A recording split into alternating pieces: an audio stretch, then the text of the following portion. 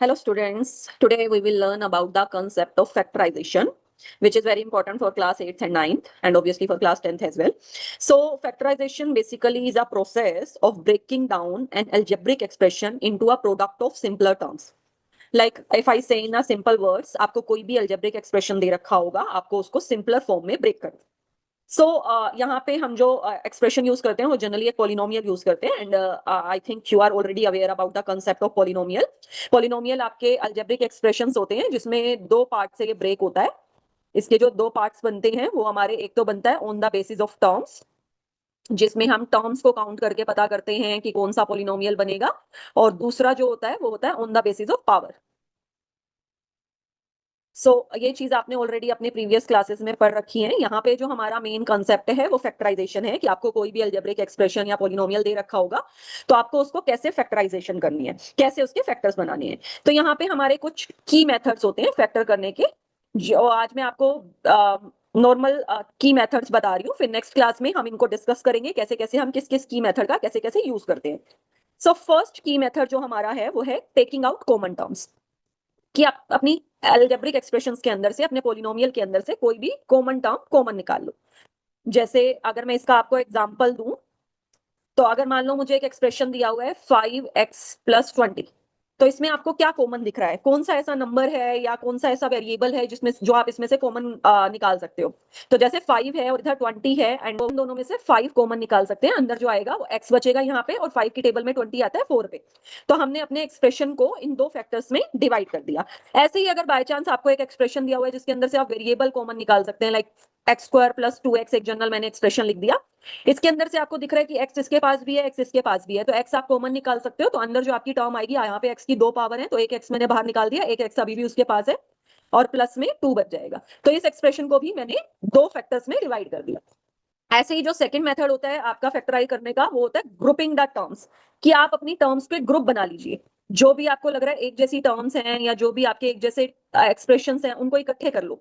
तो जैसे अगर मान लो मेरे को कोई एक एग्जांपल लेके चलते हैं, मुझे कोई टर्म दी हुई है कि यहाँ पे लिखा हुआ है ए बी, यहाँ पे लिखा हुआ है A C plus X B plus X C, ऐसे कोई टर्म लिखी हुई है और मुझे इसके ग्रुप बनाने हैं। तो मैं जैसे स्टार्टिंग की दो टर्म्स में मुझे दिख रहा है ए कॉमन है, तो मैं ए कॉमन निकालूंगी, ब्रैकेट के अंदर मेरे पास बच जाएगा बी प्लस सी। ऐसे ही नेक्स्ट नेक्स्ट टू टर्म्स में मेरे पास एक्स कॉमन है, अंदर आ जाएगा बी प्लस सी। अब ये दो फैक्टर्स बन चुके हैं, दो टर्म्स बन चुकी हैं। तो इन दो टर्म्स में भी मुझे दिख रहा है साफ साफ कि बी प्लस सी, ये वाला जो फैक्टर है ये पूरा कॉमन है। तो मैं ये पूरा फैक्टर कॉमन निकाल लूंगी, अंदर आ जाएगा ए प्लस एक्स। तो आपका जो इतना बड़ा एक्सप्रेशन था वो आपका सिंपलर टर्म्स में ब्रेक हो गया और आपने उसके दो फैक्टर बना दिए, बी प्लस सी और ए प्लस एक्स। ऐसे ही थर्ड मेथड जो है वो आपका अल्जेब्रिक आइडेंटिटीज है, कि आप अपनी अल्जेब्रिक आइडेंटिटीज का कैसे यूज करके अपनी टर्म्स का फैक्टर बना सकते हैं। तो अल्जेब्रिक आइडेंटिटीज जो भी आपने पढ़ी है, जैसे स्क्वायर की पढ़ ली, क्यूब की पढ़ ली, तो ये जो आइडेंटिटीज है इनका यूज करके आप कैसे अपने फैक्टर्स बना सकते हैं। जैसे अगर मान लो यहाँ पे अब आपको क्वेश्चन जो है वो दो टाइप से दे सकता है, हो सकता है पूरी आइडेंटिटी लिख दे और आपको उसको ओपन करने के लिए बोले a² + b² + 2ab, या हो सकता है वो आपको आइडेंटिटी ओपन करके दे दे और आपसे कहे कि इसको इसका सिंपलर फॉर्म में आंसर बताओ, a - 2ab + b², इस टाइप से दे दे। तो हमें भी पता है कि ये सिंपलर फॉर्म में अगर मैंने इसका फैक्टर बनाया तो ये a - b का होल स्क्वायर बनेगा।